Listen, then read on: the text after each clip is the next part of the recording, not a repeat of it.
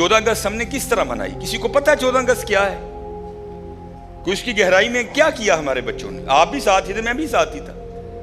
मुंह इनके रंग दिए, झंडी, वो पता नहीं क्या क्या हमने इनको ले दिया। हमारे बच्चों ने हजरत वो गाड़ियों के सलेंसर निकाल के सारा दिन लोगों के कान खाए ना। क्या ये आजादी है? इस तरह आजादी मनाई जाती है? मैंने हजरत 14 अगस्त क्या है, मैंने सबसे पहले उसको अपने घर से सीखा। 14 अगस्त क्या है? हम गुज्जर हैं, मुहाजिर गुज्जर। मेरे वालिद साहब 1951 में इधर पाकिस्तान पैदा हुए। मेरे ताया अबू वो उधर थे, मेरे दादा अबू ज़ाहिर है वो भी वहाँ से आए थे। तो ज़ाहिर है बचपन था, मुहाजिर हो के आए, पास कुछ भी नहीं था, बड़ी गुर्बत देखी है। तो एक बात जो मैंने बड़ी बार अपने अबू से सुनी, हम जब हुए वालिद साहब वापडा में मुलाजिम हो चुके थे, अल्लाह की बड़ी रहमत थी। ए जी मैंने ये भी लेना है, मैंने वो भी लेना है। पहली बार ना 9th में एम ही पता नहीं मैं कितों पढ़ लिया, डॉन कॉर्लस, बड़ा नाम होता था, सर्विस का ब्रांड था ये। मैंने अबू जी से कहा जनाब मैं लेने दे बूट लेने ही हैं देने। वो ले गए मुझे याद है 1800 या 1900 के बूट आए। तो जब बूट लेके दिए ना अबू ने, अबू जी की आंखों में आंसू आ गए। तो बाप था, मेरे भी दिल को हाथ पड़ा। मैं अबू जी कहते होते मैं नहीं बूट लेंदा है, वापस कर देने। नहीं कहते बूट लेने से मुझे कुछ नहीं हो रहा। मैं क्यों? कहते यार मुझे अपना बचपन याद आ गया। मैंने कहा क्यों? कहते पुत्र तूने तो आज 1800 के बूट लिए ना।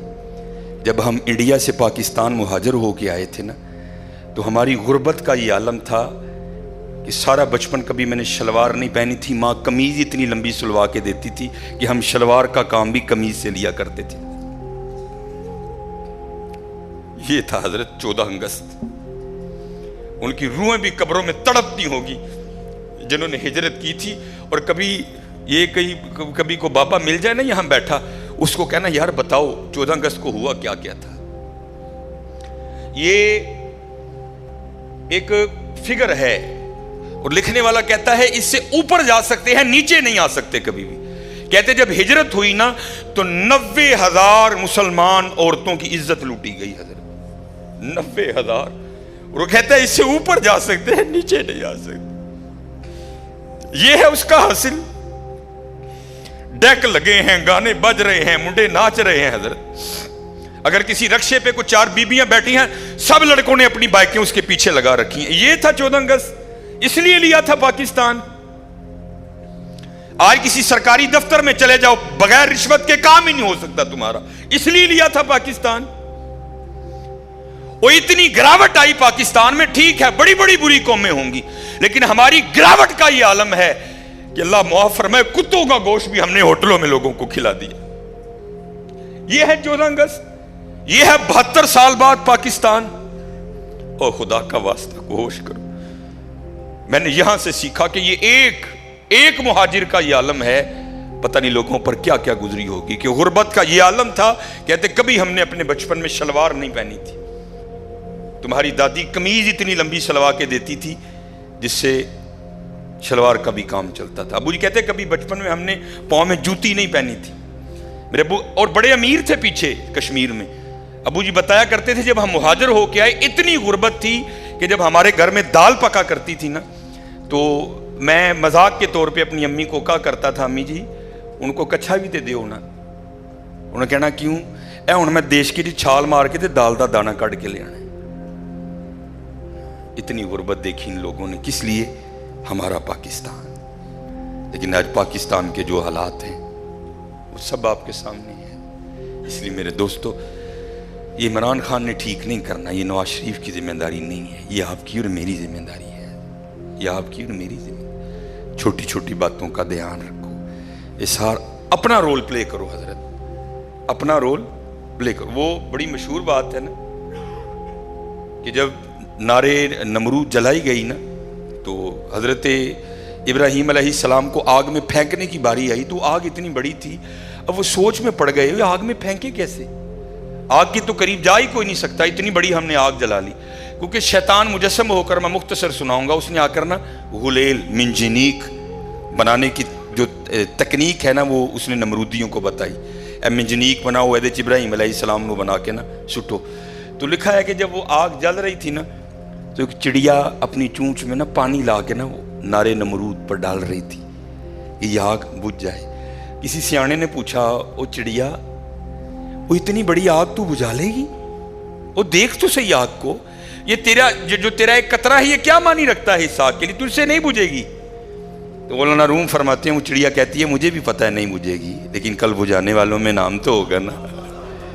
ہاں حضرت, خدا تو دیکھ رہا ہے کہ پاکستان کو لوٹنے والا کون ہے اور پاکستان کا خیر خواہ کون ہے. کیونکہ حضرت مدینہ اور پاکستان بڑا تعلق ہے آپس میں.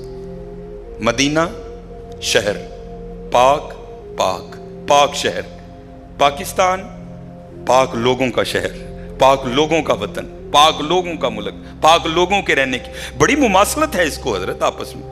اور یاد رکھنا حضرت, دیکھنے والے دیکھ رہے ہیں, یہ بس 18 منٹ ہو گئے. کیونکہ 65 کی جب جنگ لگی تھی تو ہم تو سوئے پڑے تھے نا سارے. وہ کہہ کے نکلے تھے جناب سیرے جا کے آج ناشتہ لاہور ہونا ہے. تو یہ نوائے وقت میں خبر چھپی تھی کہ جو مدینہ پاک میں نبی علیہ الصلوۃ والسلام کے معجزہ شریف کے خادم تھے نا, صفائی جو ادھر کرتے تھے, وہ کہتے ہیں کہ نیند آ گئی. تو جب نیند آ گئی تو کیا دیکھتا ہوں کہ نبی علیہ الصلوۃ والسلام نے نا ہتھیار باندھے ہیں, زرہ باندھی ہے اپنے ہاتھ میں, ہتھیار ہے نبی سے. تو کہتے خواب میں عرض کیا اللہ کے رسول علیہ الصلوۃ والسلام یہ کیا عالم, زرہ باندھی ہے, ہتھیار آپ نے اٹھا رکھے ہیں, یہ کیا رنگ ہے؟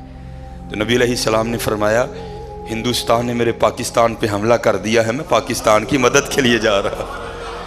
اسی لیے تو بچہ پڑا ہے, ہم نے تو کوئی کسر نہیں چھوڑی حضرت, ہم نے کوئی کسر نہیں چھوڑی حضرت اس کو ڈبونے میں.